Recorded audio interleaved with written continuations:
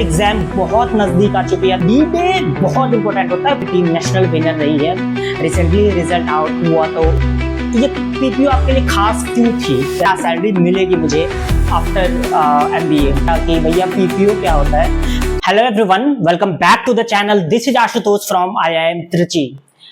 तो finally after long time मैं अपनी प्लेसमेंट स्टोरी की सेकेंड पार्ट रिकॉर्ड करने जा रहा हूं। इस वीडियो में बेसिकली मैं आपको ये बताऊंगा कि मेरी जो प्लेसमेंट लगी तो मेरी पैकेज क्या थे, और सबसे बड़ी बात कि आईआईएम आने से पहले मेरी सैलरी क्या थी।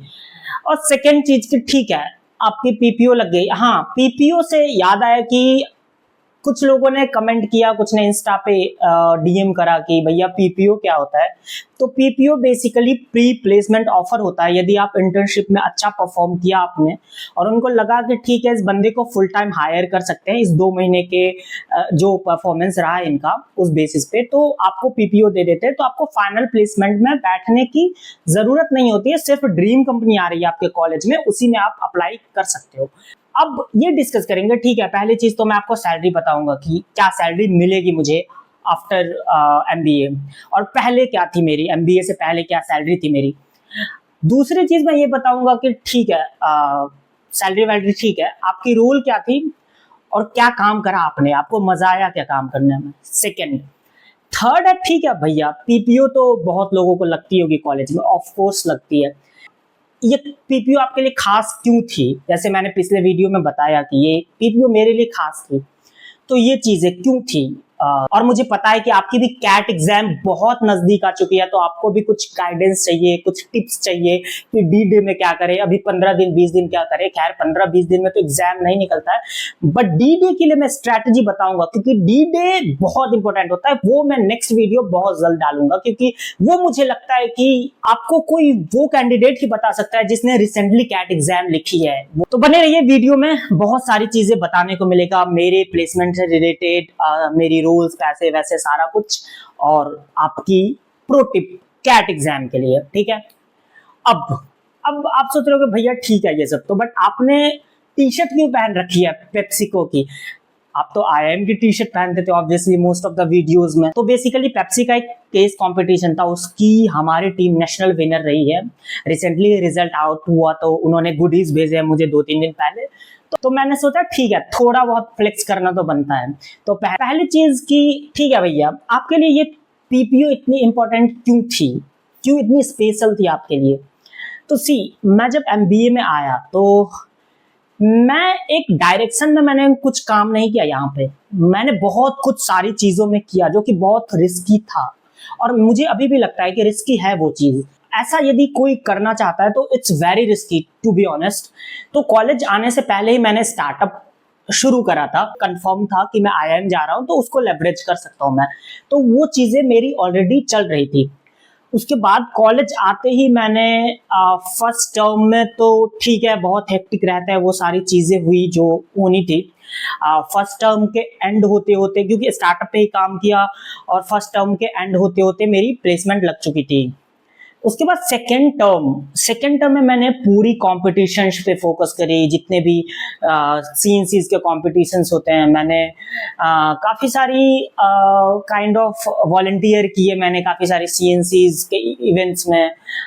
लाइक ध्रुवा फ्लैगशिप इवेंट है आईआईएम त्रिची की, तो नेशनल लेवल की इवेंट है, तो उसमें भी वेबसाइट वगैरह डेवलप करी मैंने, ऑनलाइन इवेंट्स वगैरह हैंडल करे, तो काफ़ी सारी चीज़ें करी। फिर से एलिक्सर सोशल रिस्पॉन्सिबिलिटी क्लब्स हैं उसकी वॉलंटियरिंग करी।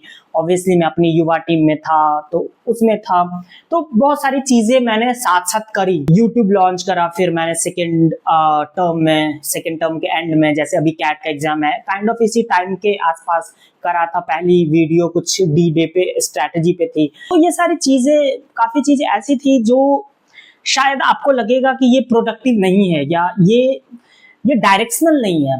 अब जैसे मैं कॉम्पिटिशन्स में ही पार्टिसिपेट कर रहा हूँ या जीत रहा हूँ कॉम्पिटिशन्स, तो वो क्या होता है ना, ठीक है आप कॉम्पिटिशन्स जीत रहे हो बट आप वो टाइम डेडिकेट कर रहे हो उधर, क्योंकि सेकेंड टर्म में सारी कॉम्पिटिशन्स ही होती है, और मैं ऑलमोस्ट में पार्टिसिपेट किया था और काफ़ी सारे जीते थे। मतलब मुझे ऐसा लगता है कि मैं बहुत कम में ऐसा होएगा, एक भी ऐसा नहीं होगा जिसमें लास्ट राउंड नहीं गया होगा। और एक दो तीन ऐसी होंगी जिसमें लास्ट राउंड में मैं बाहर हुआ होगा, बाकी मोस्टली जीती है हमारी टीम या मैं इंडिविजुअल भी था। तो वो तो मजा आया था, वो करनी थी मुझे। तो वो लगता था कि ठीक है, ये इतनी सारी चीजें करने के बाद ऐसा तो नहीं कि कुछ जो मेन चीज जिसके लिए आप आते हो कि प्लेसमेंट अच्छी लेनी है या प्लेसमेंट जल्दी लेनी है, तो वो तो छूट तो नहीं जाएगा कहीं। ये चीजें होती थी और लोगों को भी मे भी लगता होगा। तो फिर ठीक है, फिर मैं मुंबई गया अप्रैल में। तब तक मुंबई में फिर मुझे मुंबई जाने से पहले मुझे एक और भूत सवार हुआ कि एक और स्टार्टअप का आइडिया आया अचानक से। तो मैंने उसकी वेबसाइट डेवलपमेंट करी, पूरी रात भर जाग जाग के 10 दिन 15 दिन 20 दिन लगे। फिर वो मुंबई में मैंने क्लाइंट ढूंढने शुरू करे अपने स्टार्टअप के लिए। तो वहां पे मैंने भी ये किया और वहां पे आप देखोगे कि मैंने काफी सारी यूट्यूब वीडियोस भी अपलोड करी। तो क्या करता था मैं कि इंटर्नशिप में आईसीआईसीआई बैंक जाता था, वहां काम करता था, फिर रूम पे आके मैं अपना ये यूट्यूब करता था, स्टार्टअप से रिलेटेड काम करता था। तो इसलिए मैनेज हो जाता था। और मैनेज होने का एक रीजन था कि मैं घूमने नहीं जाता था ज्यादा, क्योंकि मैं मुंबई में पहले रह चुका हूँ, तो मेरे लिए कुछ इतना नया था नहीं।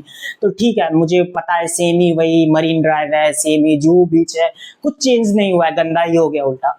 तो इसीलिए मैं उतना घूमने नहीं गया जितना मैंने देखा बाकी लोग जा रहे हैं घूमने।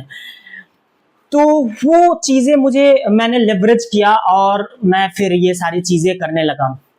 अब आते हैं इस पर, ठीक है। इसलिए मुझे खास इसलिए थी ये पीपीओ कि इतनी सारी चीजें करने के बाद भी मैं काइंड ऑफ ठीक ठाक प्लेसमेंट ले ली यहाँ से।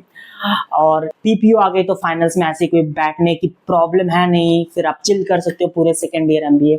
तो वहां पे अब रोल क्या था भैया आपका, आपने क्या काम किया? तो बेसिकली मेरी प्रोडक्ट मैनेजमेंट इंटर्न की रोल थी, जहां पे मैंने आईसीआईसीआई बैंक की पोर्टल होती है, काफी सारी वेबसाइट्स हैं उसकी, काफी सारे एप्लीकेशंस हैं, तो उनकी जर्नीज वगैरह थी, उनको ऑप्टिमाइज करना था, काफी सारे यूजर्स के डेटा एनालिसिस करने थे, बेसिकली उनकी बिहेवियर समझनी थी। तो काइंड ऑफ आप समझ सकते हो कि लाखों लोगों को इम्पैक्ट कर रहा था, इन द सेंस कि लाखों लोग उस प्रोसेस से महीने में जा रहे हैं। तो ये बहुत इम्पैक्टफुल काम था, तो मुझे बहुत मजा आया था। ठीक है, अब भैया ठीक है, ये सब हो गया, आपको आपके लिए स्पेशल थी ये पीपीओ, क्योंकि आपने सारा कुछ करके भी ठीक ठाक प्लेसमेंट ले ली, आपको काम में भी मजा आया, आपको प्रोडक्ट मैनेजमेंट इंटर्न की रोल मिली थी। बट पैसे कितने मिलेंगे? मेन तो पैसा ही होता है। कितना भी आप बोल लो कि money doesn't matter, money matters, ये जितने भी बोलते हैं ना कि भाई पैसे खुशी नहीं देती है, ये इसलिए बोलते हैं कि इन्होंने पैसे कमा रखे हैं। मैं बोलता हूँ पैसे खुशी देती है। तो ठीक है, आप पैसे पे आते हैं कि पैसे कितने देंगे, ऐसा नहीं, बहुत ज्यादा नहीं मैं बोलूंगा मिल रहा है, क्योंकि हमारे कॉलेज से काफी अच्छी पैकेजेस लगी है लोगों की, और लगती भी है ऑब्वियसली। हाईएस्ट देख लो आप, हमारी मीडियम देख लो, एवरेज देख लो, तो काफी अच्छी है। बट स्टिल ठीक है, आप यदि पीपीओ मिल रहा है तो वो आपके लिए जस्टिफाइड है, क्योंकि फिर आप ये भी देख सकते हो ना कि आप अपने एक साल कैसे यूटिलाइज कर पा रहे हो। तो पैसे की बात करूं तो मैं डायरेक्टली तो ऑब्वियसली नहीं बता सकता, बट मैं आपको कुछ हिंट दे देता हूं, आप उससे खुद एनालाइज कर सकते हो। पहली चीज तो कि इट्स 6 फिगर सैलरी। दूसरी चीज ये है कि मैंने एसआईपी इंटर्नशिप की वीडियो में डाली थी कि मेरी इंटर्नशिप कितनी हाइट पे लगी है प्रीवियस जो मेरी इनहैंड सैलरी थी उससे। तो मेरी फुल टाइम की सैलरी काइंड ऑफ प्रीवियस जो मेरी सैलरी थी उससे ऑलमोस्ट 4 टाइम्स है।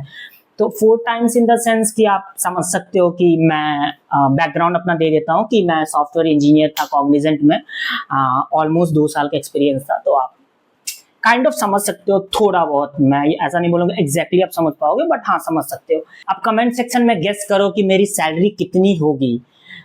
यदि आपने मेरी इंटर्नशिप वाली वीडियो देखी है तब भी गेस करो, उसके बेसिस पे नहीं देखी है फिर डायरेक्टली गेस करो कि कितनी होगी मेरी सैलरी, इन हैंड सैलरी। तो फिर मैं, यदि मुझे लगेगा कि आप क्लोज हो तो मैं कुछ रिप्लाई दे दूंगा कि आपको थोड़ा बहुत अंदाजा हो जाए। अब आते हैं प्रो टिप पे कि भैया अभी 15 दिन बचे हैं। 15 दिन, हाँ काइंड ऑफ 15 दिन ही मान के चलो, अंतिम के 3-4 दिन तो छोड़ ही दो। तो 15 दिन में क्या करूं, कैसे करूं कि ठीक है मेरी तैयारी हो चुकी है। जिनकी नहीं हो चुकी है वो उनको मैं कुछ नहीं बोल सकता, क्योंकि पता नहीं आपकी आईक्यू इतनी अच्छी है, आपकी अंडरस्टैंडिंग ऑलरेडी मैथ्स वैथ्स की पहले से है, तो आप जाके भी अच्छा वैसे कर सकते हो एग्जाम में। मैंने देखा है कुछ दोस्तों को। मैं उस आउटलायर्स पे बात नहीं करूंगा। आपने यदि प्रिपरेशन कर लिया है, तो मैं बोलूँगा 15 दिन मॉक लगाओ, जो भी कुछ नया चीज़ मत करो और चिल रहो कि हाँ हो जाएगा। क्योंकि मैं एक रियल केस सिनेरियो बता रहा हूँ। मेरा एक दोस्त था जिसने बहुत तैयारी करी थी, 2 साल करी थी, दूसरी अटेम्प्ट थी। वो बहुत बहुत अच्छा स्कोर कर रहा था मॉक में भी, बट कैट के एग्जाम के दिन गया और उसकी कॉन्फिडेंस कम थी। इस चक्कर में उसके टोटल परसेंटाइल 96 थे, बट उसकी LRDI की परसेंटाइल्स 25-26 थी, तो उसका सेक्शनल ही क्लियर नहीं हुआ। यदि सेक्शनल में थोड़े से भी नंबर आते उनकी उसकी 98 परसेंटाइल ऑलमोस्ट होती, कोई तो IIMs मिल जाती। बट वही होता है कि आप कॉन्फिडेंट रहो, एग्जाम के टाइम पे आपको खुद पे भरोसा होना चाहिए। तो ये मैं बोलूंगा कि अभी से कॉन्फिडेंट रहो, क्योंकि लास्ट D-Day में आप पैनिक नहीं कर सकते हो, अफोर्डेबल ही नहीं है पैनिक करना। तो वो अभी से कॉन्फिडेंट रहो कि D-Day में कुछ ऐसा टेंशन ना हो। और बाकी यही है कि बाकी D-Day की मैं स्ट्रैटेजी बताऊंगा कि क्या करो, कैसे करना है, तो वो मैं 5-10 दिन बाद आपको वीडियो अपलोड करूंगा, मे बी आप उसको भी देख सकते हो। यदि आपको मेरी ये वीडियो अच्छी लगी है तो वीडियो को लाइक कर दो, चैनल को सब्सक्राइब कर दो, ऑब्वियसली दोस्तों के साथ शेयर कर दो यदि कर सकते हो तो, और कमेंट करके गेस करो कि मेरी इन हैंड सैलरी कितनी है। और नेक्स्ट वीडियो भी यदि क्या चाहिए आपको तो आप कमेंट कर सकते हो, उस पर मैं वीडियो बनाने की कोशिश करूंगा। Thanks a lot, thanks for watching the video.